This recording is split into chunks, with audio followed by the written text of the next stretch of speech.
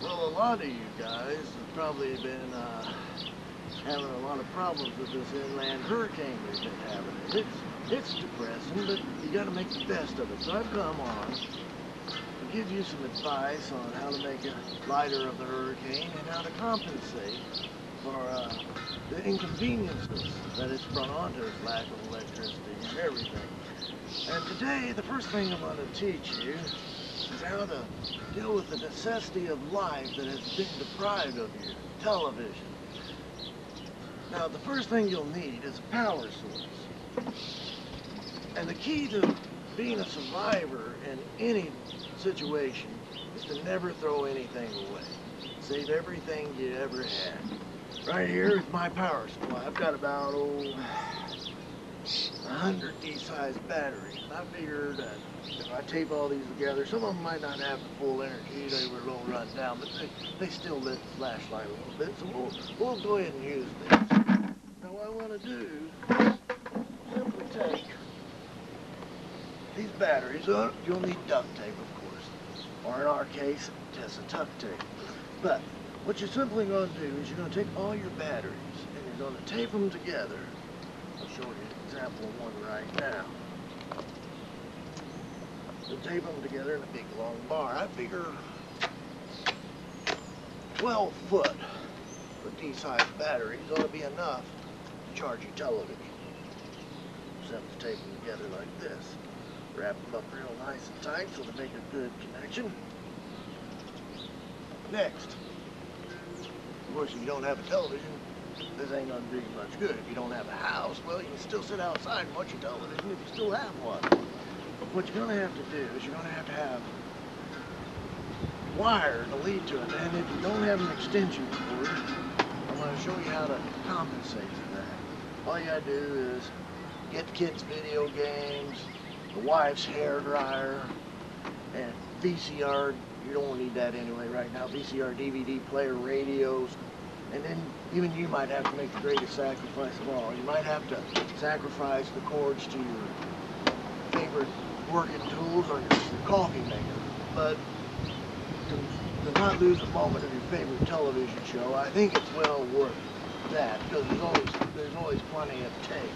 All you have to do is simply cut the cords off of anything and everything you got until you get about, I figure, well, if it's a 12-footer, on the ends, you strip the cords down the middle, and you strip them down on the ends and connect them. And if you're going to watch television outside, you won't need as much cord, but if you're going to run it into the house, well, let's say about 20 VCRs and about a dozen hair dryers ought about do it. I've got a few printer cords and everything else. Well, anyway, what you do is you're going to strip it down. Alright, I'll put another one on here. I think that very well do it. Okay, now we got our cords. Next thing is attach a wire to the tips. Get that current to flow through. Now we just flip her over and taper her on the other side. Whoop. Already got bloopers. Turn around, put it on there and tape it on this side. Now, ready to go. Gas or battery.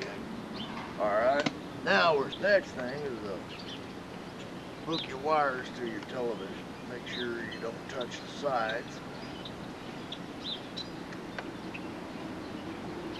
Don't do that either. Right there. Oh, there we go. Never do this with DC. Alright, just do the other side. Well, I hope you learned something today that might have come in handy if you ever have another disaster.